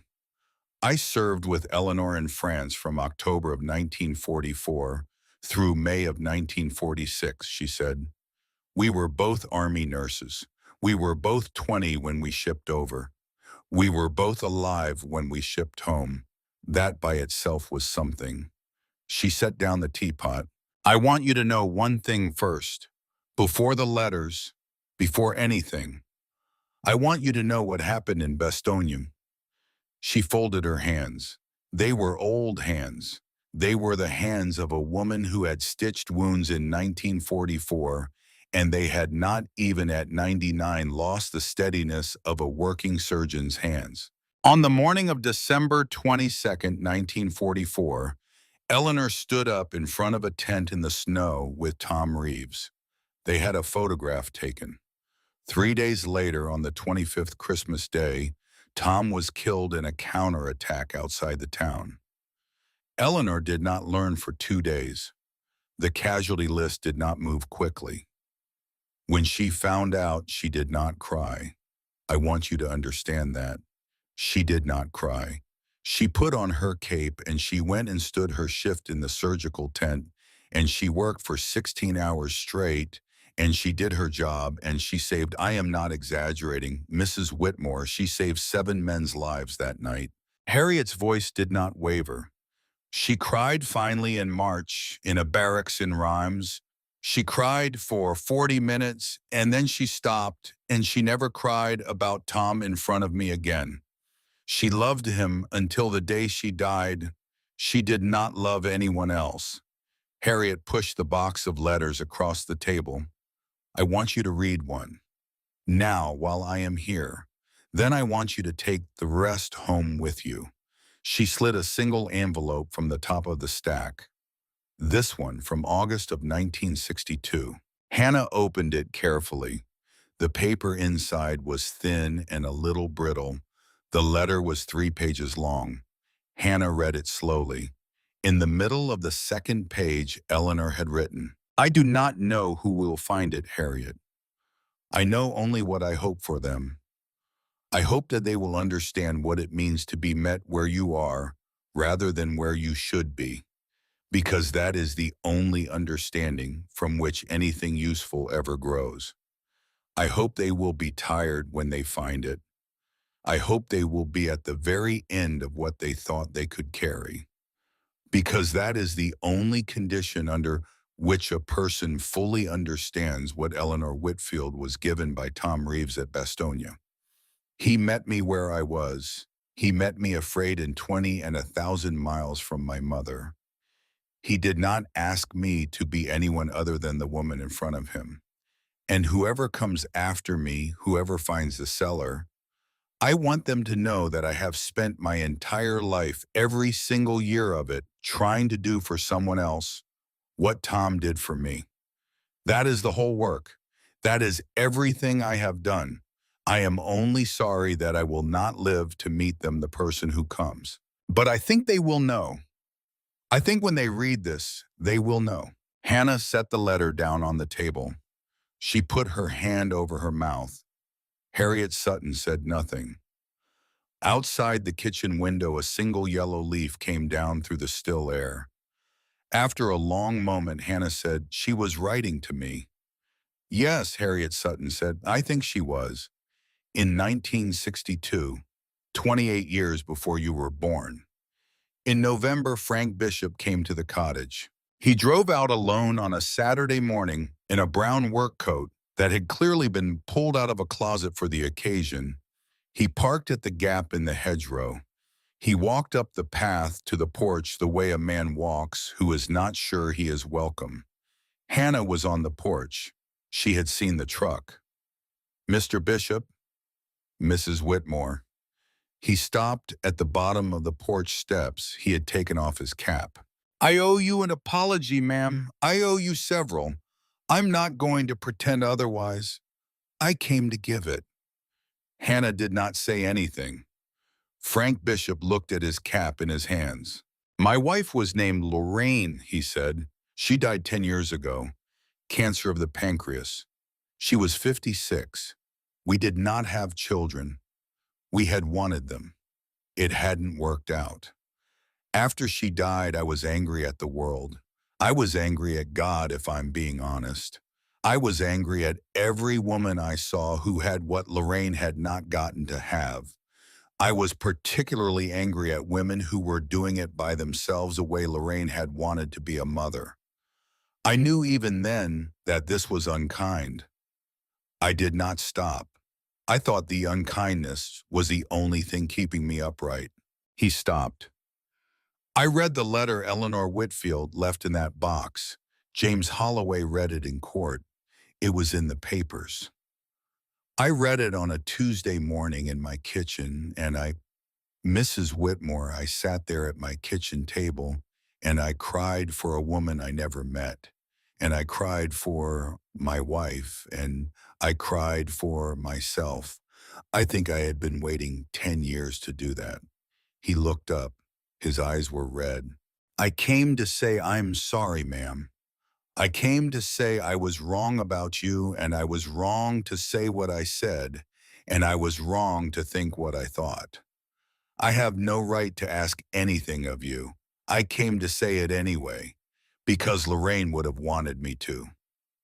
Hannah came down the porch steps. She stood in front of Frank Bishop in the November air, and she put her hand on his arm and she said, "Frank, come inside. I want to show you something." She led him into the front room. She walked him to the mantel. "This is Tom Reeves," she said. "This is the flag from his funeral in January of 1945. Eleanor folded it herself the day the telegram came. She kept it in the cellar for 79 years. I keep it here now." Frank Bishop stood very still in front of the mantel. He had served in the United States Navy from 1978 to 1982. He had not gone to Vietnam. That war had ended before his enlistment, but he had served on a guided missile cruiser in the Mediterranean and the Persian Gulf. And he had earned his honorable discharge with the kind of quiet that men of his generation gave to such things, which was to stay without fanfare and without complaint. He had spent his career as a firefighter in the Burlington Fire Department, where he had worked alongside Walter Donovan, who had died 10 years ago in his own kitchen and whose widow lived across the hall from Hannah Whitmore. Frank Bishop looked at the flag, then slowly he straightened. He raised his right hand to the brim of an invisible cap. He held the salute for a long, quiet moment. When he lowered his hand, he was crying without sound, and he did not seem aware of it. "Welcome home, sir," he said softly to the flag. Hannah, standing behind him, put her hand on his shoulder. She did not need to say anything. The 4 restitutions happened one at a time. Robert Cassidy, the 71-year-old deputy director, came up to Vermont in mid-November. He spent 2 days at the cottage going through Eleanor's notes with Patricia Reeves. He did not push for speed. He did not bring lawyers. He drank tea at the kitchen table and looked at the photograph of Eleanor and Tom on the mantel. And at one point he said very quietly, "I corresponded with that woman for 12 years, and I don't think I ever fully understood her until just now." The first object went home in January to a family in Tel Aviv. The second went home in March to a family in Buenos Aires. The third was a small religious object, a silver Torah pointer, that went home finally to a synagogue in Strasbourg that had been waiting for it since 1941. The fourth was a painting. It was the smallest of the lot, and it was not the most valuable. But it was the one that had been hardest to trace because the family it had belonged to had been almost entirely killed, and the descendants had been scattered. Patricia Reeves found them. They were 3 sisters in Toronto, the granddaughters of a girl who had been hidden in a convent in 1943 and who had survived. The girl Rachel Lieberman had died in 1998. Her granddaughters had grown up hearing about a small painting their great-grandmother had described. They had never expected to see it. Hannah went to Toronto to deliver it. She brought Lily with her. Lily was 9 then. The 3 sisters were named Sarah and Naomi and Esther. They were in their 50s and 60s. They cried when Hannah handed them the painting. They cried for their grandmother. They cried for great-grandparents they had never met. Lily, age 9, watched all of this with the focused attention of a child who is being permitted to see something important.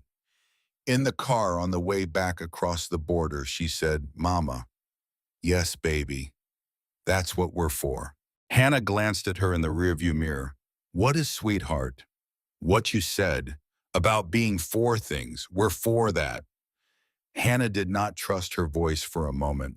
Then she said, "Yes, baby, we are." In the spring of the second year, Hannah established the foundation. She did not name it after herself. She named it the Eleanor Whitfield Foundation. Its mission was specific. It provided immediate, no-paperwork emergency support to women with young children who were 30 days or fewer from losing housing. It paid landlords directly. It paid utility companies directly. It paid school lunch fees. It did not require applications, only a phone call. The first call was answered by Margaret Donovan, who had quietly agreed over coffee in the apartment kitchen one morning to come on as the foundation's first intake coordinator. Margaret was 63 by then. She had retired from the bank where she had worked for 31 years.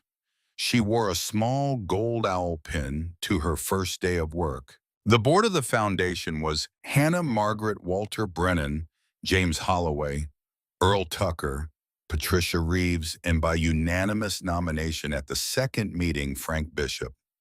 Frank had agreed with the gravity Hannah had come to recognize as the gravity of a man taking a thing seriously for perhaps the first time in his life. Within the first year, the foundation had answered 412 calls. It had prevented 368 evictions. It had paid for 407 utility reconnections. Lily, aged 9, suggested at a board meeting that the application paperwork, which there technically was for record keeping, was too long. She said the women calling in could not afford the time or the energy to fill in 8 pages of questions before someone helped them. The board listened. They cut the form by 60%. The next quarter's response rate to follow-up communication went up by 31%. When Margaret Donovan reported the number to the board, she said, "The kid's going to run this place someday." Walter Brennan, in his Carhartt jacket, nodded once. In September of the second year, Hannah and Lily and Patricia and Walter flew to Belgium. They went to the Henri Chapelle American Cemetery in the rolling country east of Liège, where 7,992 American soldiers killed in the Battle of the Bulge are buried. Tom Reeves was in Section D, Row 24, Grave 17. Walter Brennan wore his old dress uniform. It still fit him. He had taken it out of the cedar chest in his bedroom the night before they flew, and he had sat with it on his lap for an hour before he packed it.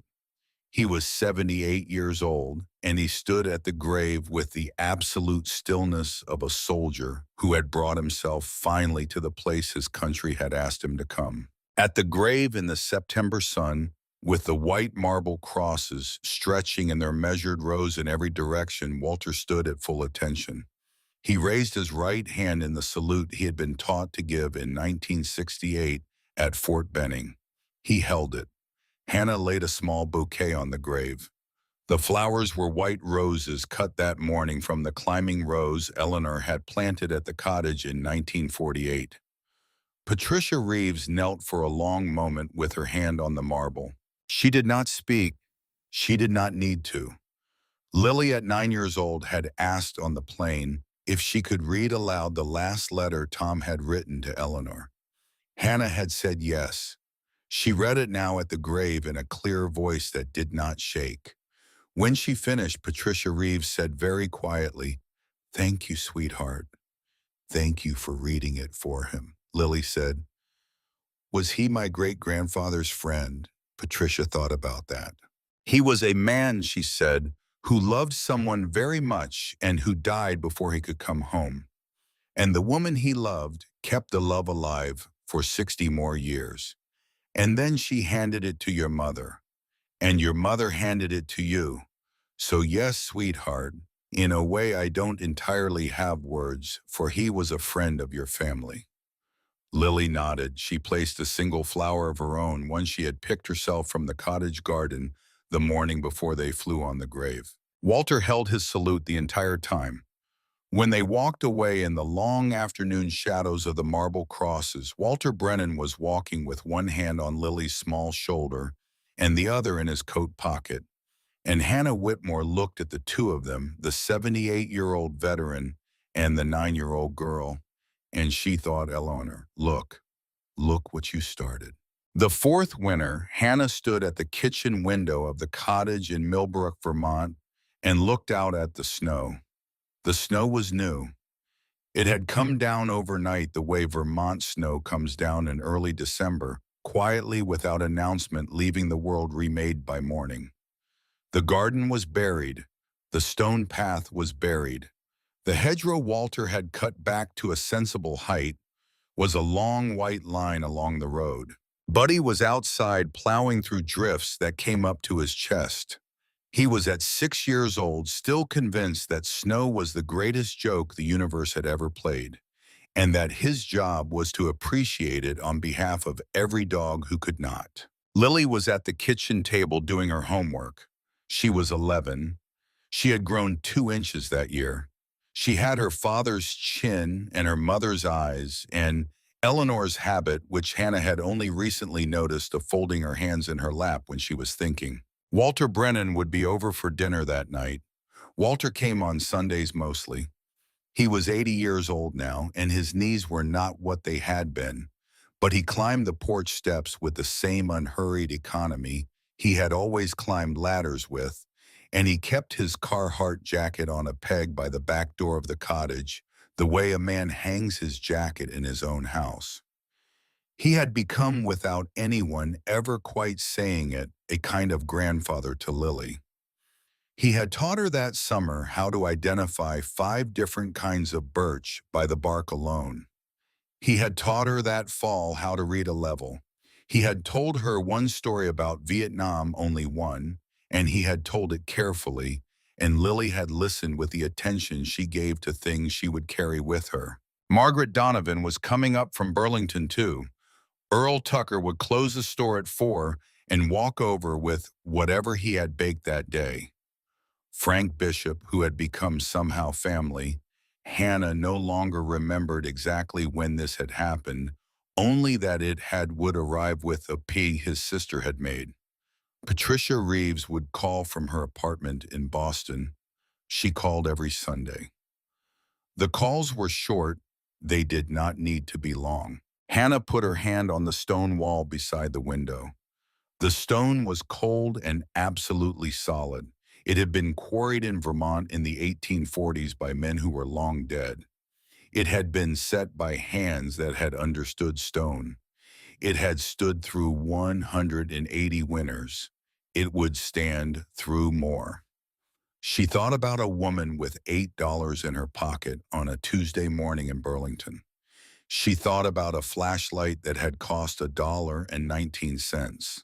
She thought about a door that had been painted the color of the wall around it on purpose by a 20-year-old Army nurse who had stood in a salt mine in Bavaria in 1945 and had decided on her own that some things were never going to disappear again. She thought about Tom Reeves in the snow at Bastonia writing the last letter he would ever write. She thought about everyone who had come down the stairs with her in their own ways, in their own hours.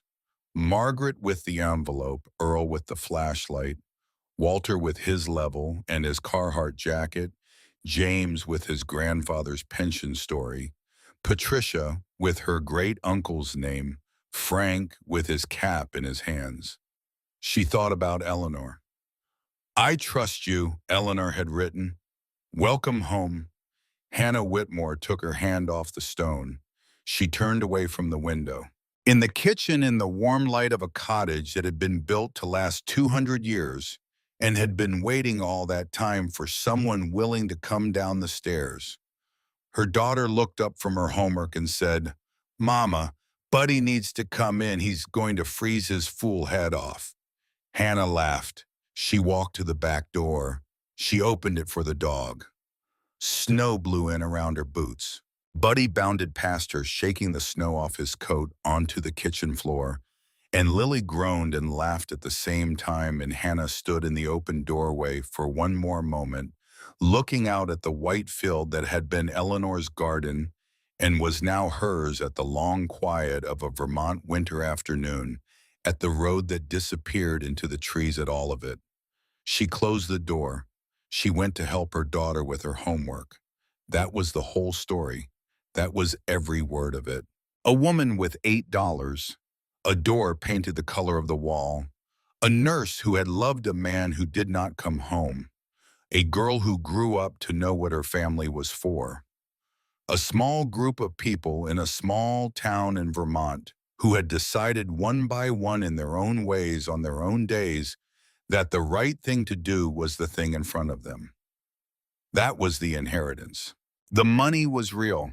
The money had paid the bills and built the foundation and sent 4 objects home to families on 3 continents and bought a pair of new shoes for a 7-year-old girl on a spring afternoon in Burlington. The money mattered, but the money was not the inheritance. The inheritance was the door, the willingness to open it, the willingness to come down the stairs, the willingness when the world walked away from a thing to walk toward it instead. That was what Eleanor Whitfield had left in the cellar. That was what Hannah Whitmore had carried up. That was what Lily Whitmore would carry in her turn when her time came. And somewhere in the long, patient memory of a country that does not always remember its quietest heroes, a young Army nurse stood in front of a tent at Bastonia in December of 1944, and a young man in an Army uniform stood beside her, and someone took a photograph. They are still there in the photograph on the mantel in the cottage at the end of the gravel road in a small town in Vermont. They will be there as long as anyone is willing to come down the stairs and look. Welcome home.